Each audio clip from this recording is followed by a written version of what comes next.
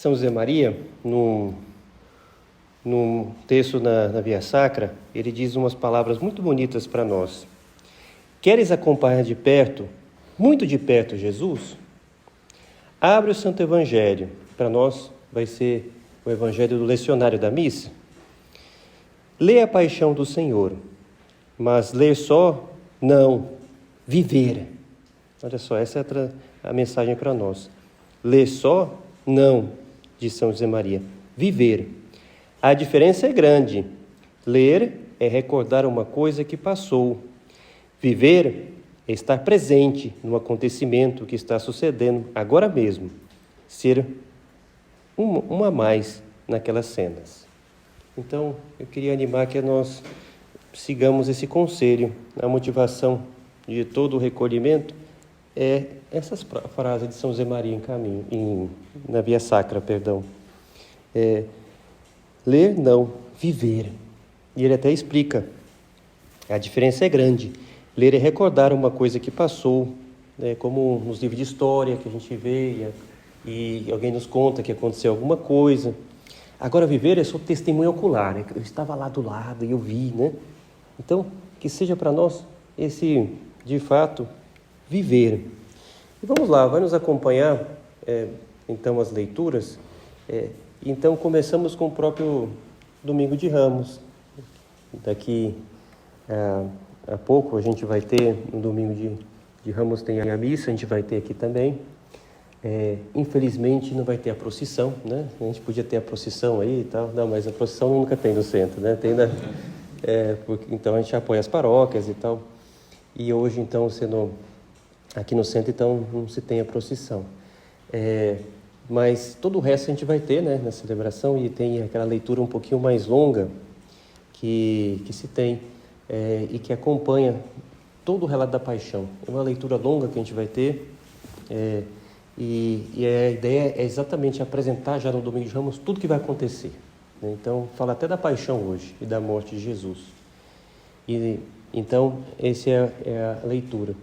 Mas antes dessa leitura, se tivesse a procissão, teria o relato, que a gente vai lembrar agora, da entrada triunfal de Cristo em Jerusalém.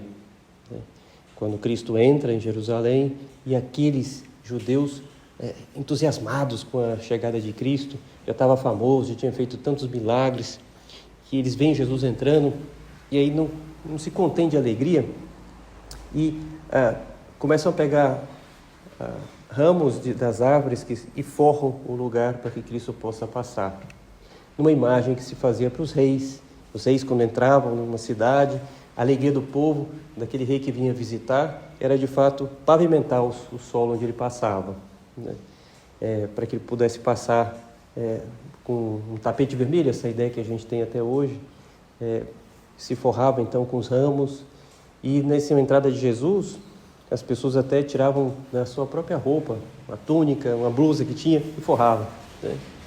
Claro, aí passava lá o rei, passava o caso de Cristo, e sujava tudo, mas a ideia era para que se proteger aquela pessoa que passava, né? Era tal alegria, era o costume.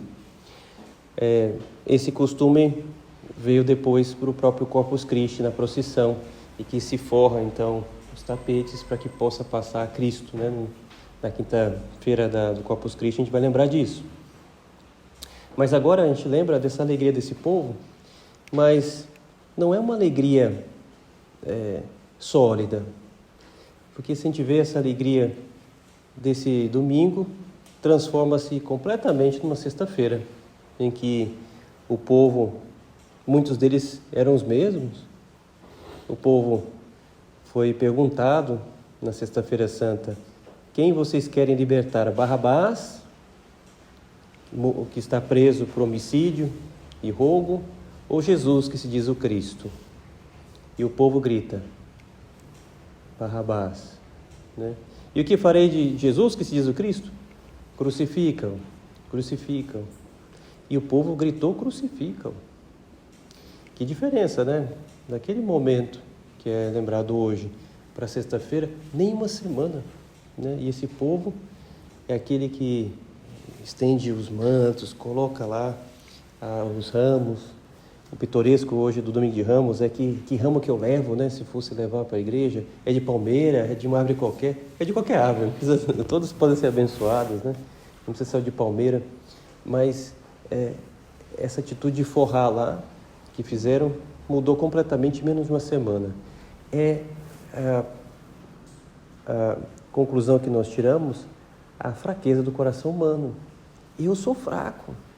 Se eu não conto com a graça de Deus, se eu não tenho, de fato, a fortaleza em Deus, eu posso cair no pecado mais horrível.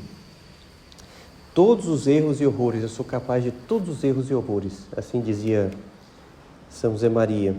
E nós também temos que sentir, eu sou capaz, eu mesmo sou capaz mesmo de todos os erros e horrores. Eu posso, né? Se Deus não me ajuda, eu sou capaz de gritar Barrabás, Barrabás, que crucificam, né? E de fato, naquele momento, aquele julgamento popular, Cristo foi condenado também. A gente olha lá, Cristo foi condenado em todas as instâncias. Tribunal religioso, lá naquele momento inicial, condenado injustamente, com testemunhas falsas. Ele disse que ia destruir o templo e reconstruir em 3 dias. Jesus não tinha dito isso, mas inventaram. Jesus tinha dito, destruir, se alguém destruir o templo, eu reconstruí em 3 dias. Está falando do templo do seu corpo, mas interpretaram mal, de propósito, e disseram, ele falou que ia destruir o templo, e vai contra, então, a religiosidade de Israel, então condenaram Jesus. Depois é levado para o tribunal romano, e Pilatos vê que Cristo não tinha indício de ser condenado, era mais uma intriga dos judeus, mas não quer se envolver, politicamente se desgastava se soltasse Cristo. Manda para Herodes, que era o governador da região onde Jesus tinha se criado, a Galileia. E Herodes devolve de volta para Pilatos, e aí Pilatos tem que julgar agora mesmo.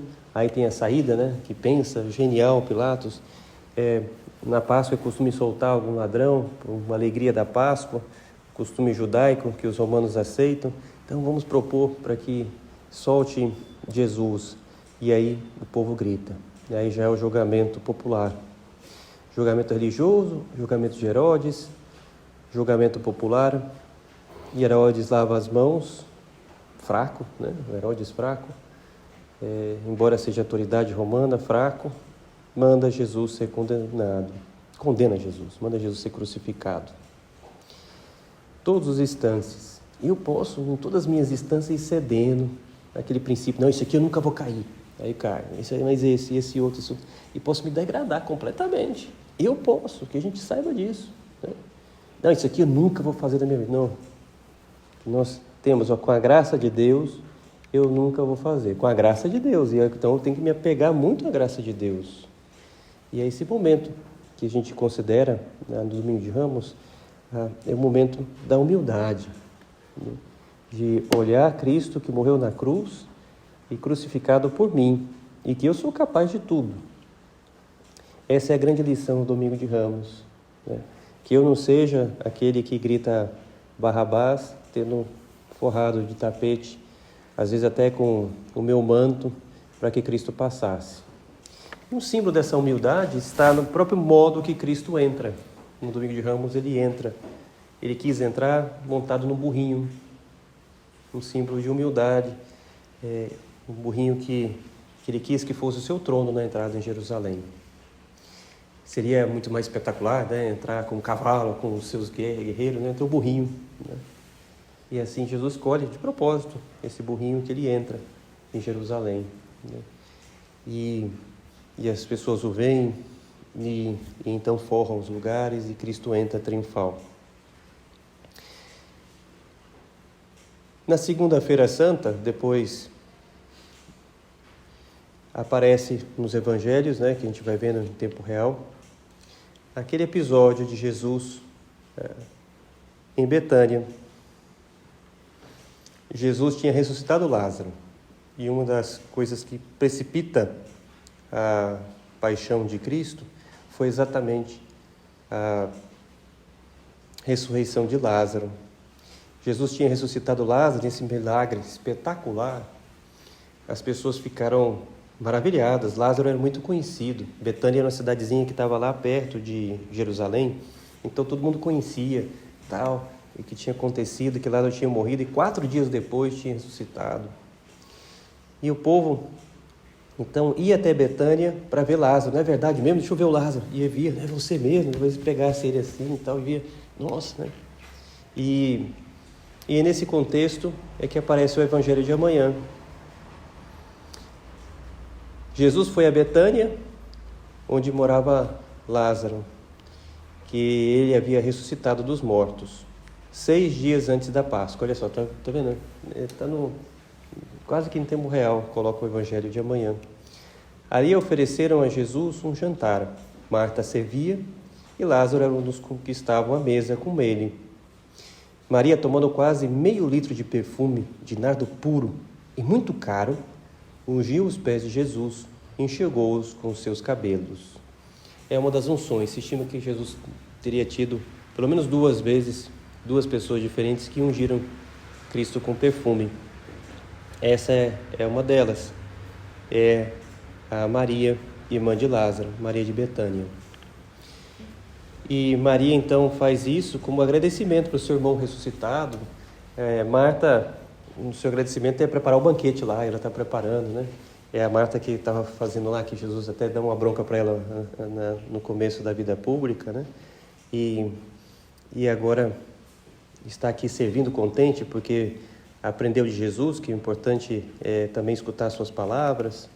E ela então, Marta servia, Lázaro estava lá junto, e Maria derramou esse perfume. A casa inteira ficou cheia do perfume do bálsamo. Então, falou Judas Iscariotes. Que pena a figura do Judas, né? Podia ser um grande apóstolo. Pena de Judas. Como eu falei, podemos ser um Judas. Um dos discípulos, aquele que o havia de entregar, quando viu todo aquele perfume jogado aos pés de Cristo, diz aquelas palavras: por que não se vendeu esse perfume por 300 moedas de prata para as dar aos pobres? 300 moedas é o salário mais ou menos de 1 ano de uma pessoa. Era assim que valia o perfume. É muita coisa, imagina, a pessoa ganhando um ano inteiro, o salário de 1 ano inteiro, limpinho, quebra num perfume, pá, né? É meio litro de perfume, imagina, meio litro, é muito perfume. E daquela época que era caro as coisas. Ele derrama tudo isso, perfume caríssimo. Judas falou assim, que queria que se vendesse esse perfume, não porque se preocupasse com os pobres, mas porque era ladrão, conta o Evangelho.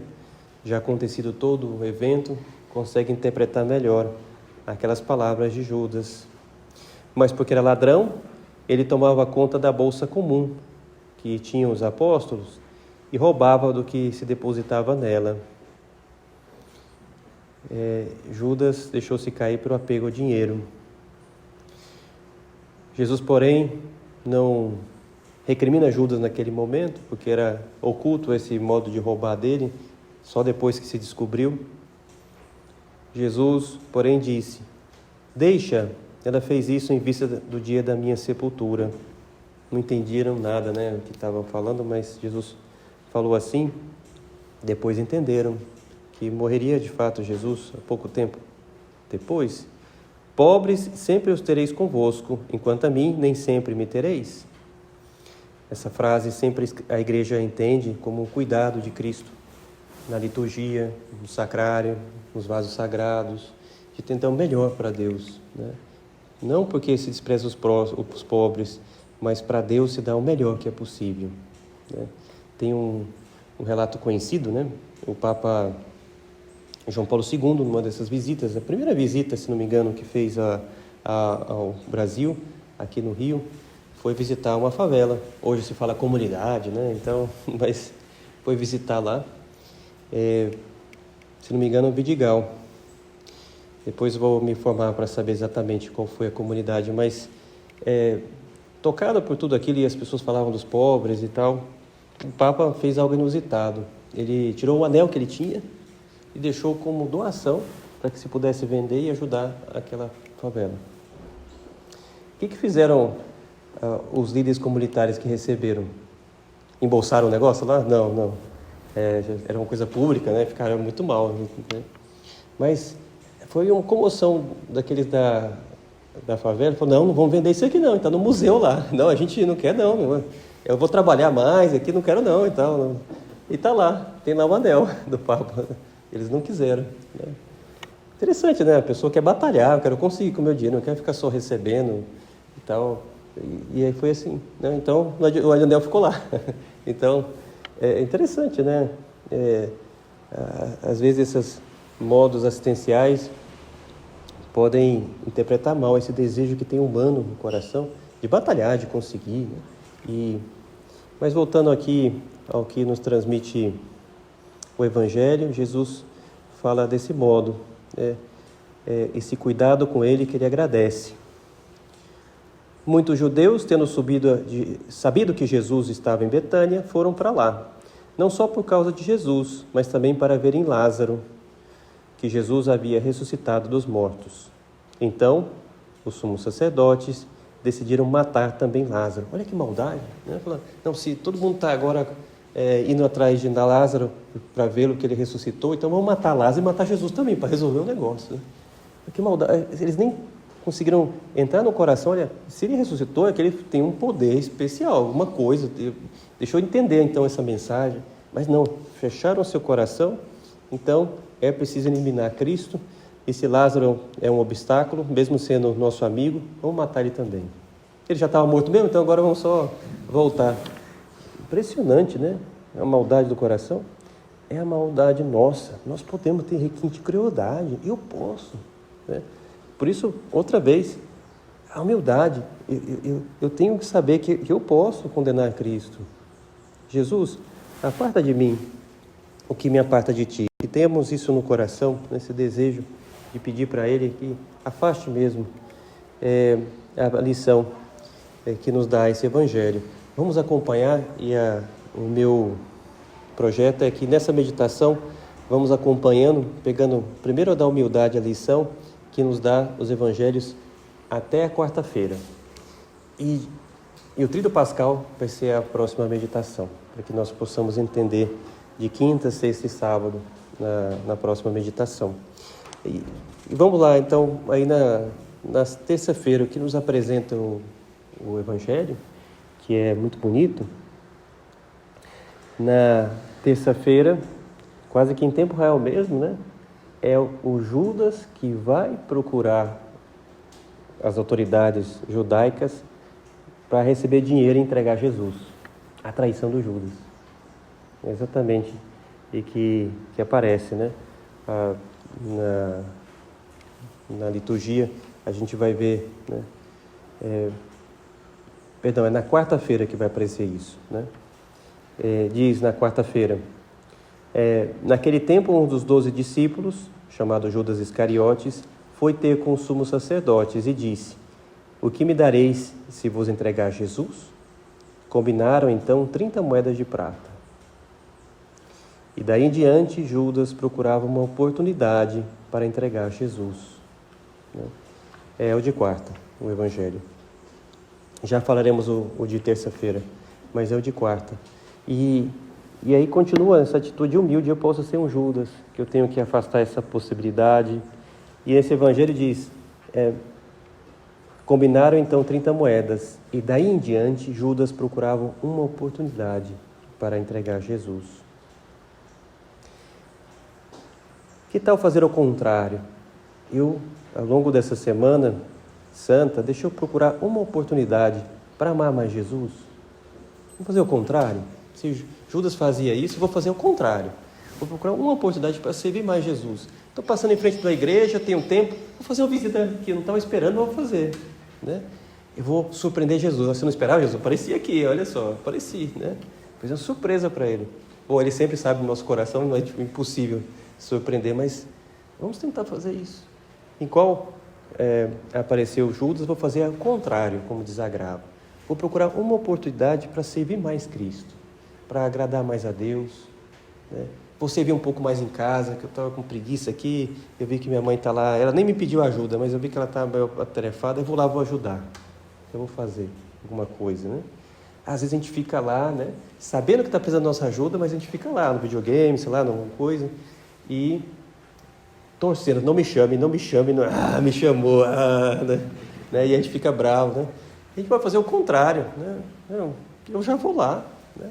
Eu vou abraçar aquela oportunidade que Deus me dá, procurar uma oportunidade para servir mais Jesus, para amar mais Cristo.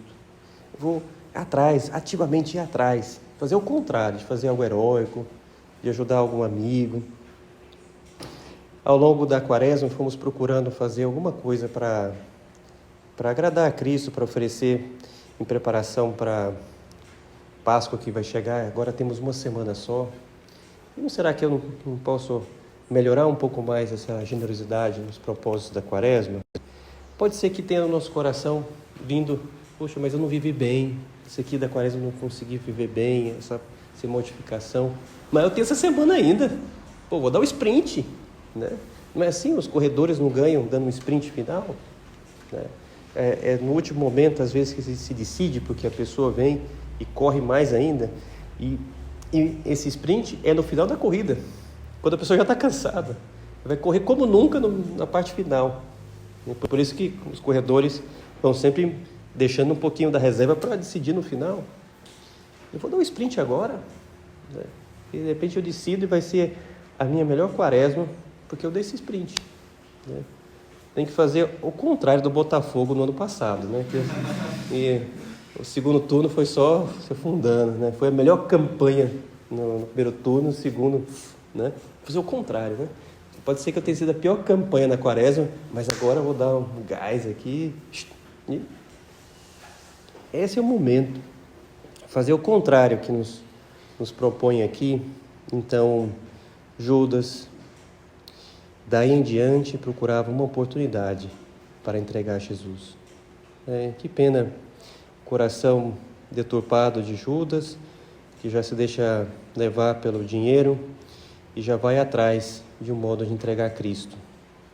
E nós, como forma de pedir perdão, de desagravar, queremos, unidos a tantos corações, não só nós, mas ajudando outras pessoas, dando bom conselho, fazendo apostolado. A gente pode fazer o apostolado da Semana Santa. De repente, algum amigo que nunca costuma ir na Semana Santa, eu vou sugerir: olha, você não quer ir comigo? Tem uma cerimônia que é a única que tem no ano, né? Nem que seja por curiosidade, para você ver como é que é, né? E explico, de repente, aquela pessoa assiste e tem uma conversão, por que não, né? No evento que houve nos começos das Jornadas Mundiais da Juventude, com o Papa João Paulo II, o começo foi alguns encontros com jovens que o Papa promoveu lá em Roma mesmo, e depois em algumas cidades que visitou, no começo dos anos 80, até que aquilo ganhou corpo e as pessoas sugerirem, o Papa quis também, vendo como ajudar a chegar ao coração das pessoas, e promoveu as Jornadas Mundiais de Juventude. Mas um daqueles encontros com jovens, antes do advento da jornada, começo dos anos 80, esse encontro foi em Madrid. E me contava um dos organizadores que se esperava que fosse pouca gente, porque não tinha ainda Jornada Mundial, não tinha nada, né? Então era uma coisa mais caseira. E então simplesmente se conseguiu o estádio Santiago Bernabéu, que é um lugar grande lá do estádio do Real Madrid, para ter um encontro com o Papa, teria uma missa lá. E não se avisou muito, porque o Papa que quis, mas não se sabia como é que era. Mas ao longo da semana anterior começou já a aparecer muita gente que ia, ônibus que vinham de outros lugares, então já começou, né, começou a ter um movimento que já avisava que ia ser cheio aquele evento. E não se tinha organizado tão bem, especialmente o som, porque se chegar muita gente, o som era que se usar o som do estádio, o som caseiro, o som que usava no estádio na época para avisar, tocou o jogador por outro, não sei o quê, mas não é aquele som para dar uma homilia, senão o povo não ia entender direito. E aí então, de um dia para o outro, teve que ir atrás de um som para um estádio inteiro, nos anos 80, né? Então foi um negócio complicado, né? O evento era domingo, na quinta-feira não tinha o som ainda. Falei, caramba, né? Então foram atrás, e alguém dizia, não, mas vai pouca gente mesmo, fica com esse som. E quem estava na organização contava, testemunhava que falou, não, mas vamos atrás disso, não é possível, vamos atrás, né? Imagina o Papa falar uma coisa que ninguém escuta, né? E então ele foi atrás e juntou lá e pensaram e tal, e aí pensando, vendo o que fazer, ligando e tal, ele descobriu que tinha uma banda de rock que tinha ido para apresentar um show que era de sexta para sábado. E então o cara foi no final do show, na sexta de madrugada para sábado, né, de propósito, porque antes não conseguia e tal. E quando acabou o show, ele entrou lá na cabine do som, lá invadiu lá e tal. O cara pensou que era para pegar autógrafo. Não, eu quero pegar emprestado o som de vocês. Você não aluga não sei o que e tal. E aí, quanto vocês oferecem, não sei o que e tal. Aí negociou rápido lá. E o cara topou. Falou, eu vou, pode ser, eu vou ganhar um pé de meia aqui, o som veio aqui de avião para cá, não sei o que, você tem que levar para o estádio ali, tal. Aí topou, então instalaram o som no sábado, né, para um evento. E aí falou, um evento com o Papa e tal. Ah, aquele cara de branco, né, o cara não sabia nada, né, tal. Então beleza, então foi, instalou o som. E como era coisa super improvisada e tal, um dos próprios guitarristas da banda, eu vou ficar aqui contando o som, né? Porque eu não tinha, foi um negócio improvisado, então ele ficou lá domingo, 10 da manhã, na missa, com o headphone dele, controlando o som do microfone e tal, né? E o cara então escutou toda a homilia do Papa, escutou tudo, né? No final, né, ele estava chorando, falando, nossa, o maluco manja, né? Ele falou do casamento, pô. O cara não estava casado, estava juntado com uma outra roqueira lá, não sei o quê, e ele ficou tocado, ele pensou até em se casar, falou, acho que é verdade, faz sentido, não sei o quê e tal. Porque escutou uma homilia do Papa, né? Porque teve que controlar o som de improviso. O cara na sexta-feira estava no show de rock lá e no domingo na missa, né? De repente a gente ajuda um amigo assim, né? É claro, se eu for ajudar um amigo, eu vou falar comunhão, não dá não, cara, você não pode ir na comunhão, eu vou explicar para ele direitinho e tal. Mas todo o resto, se o cara não pratica, que não faça uma catequese da comunhão para ele, mas pode ser um caminho maravilhoso para uma conversão de um amigo. Procurar uma oportunidade para amar mais Jesus, para ajudar as pessoas. Essa é a atitude que a gente pode ter. Então tá aí a mensagem para nós. Da terça-feira, como eu dizia que eu pulei, ela faz conexão com a próxima meditação. É o momento em que Jesus está na última ceia. É o Evangelho da terça. Ele dá um salto, né? E fala da última ceia quando Jesus diz que alguém vai lhe entregar. A gente vai considerar isso na próxima meditação, mas já avanço aqui esse Evangelho da terça, que diz assim: estando à mesa com seus discípulos, a última ceia, Jesus ficou profundamente comovido e testemunhou, em verdade vos digo, um de vós me entregará. Então Jesus anuncia agora claramente para os apóstolos que alguém vai lhe entregar.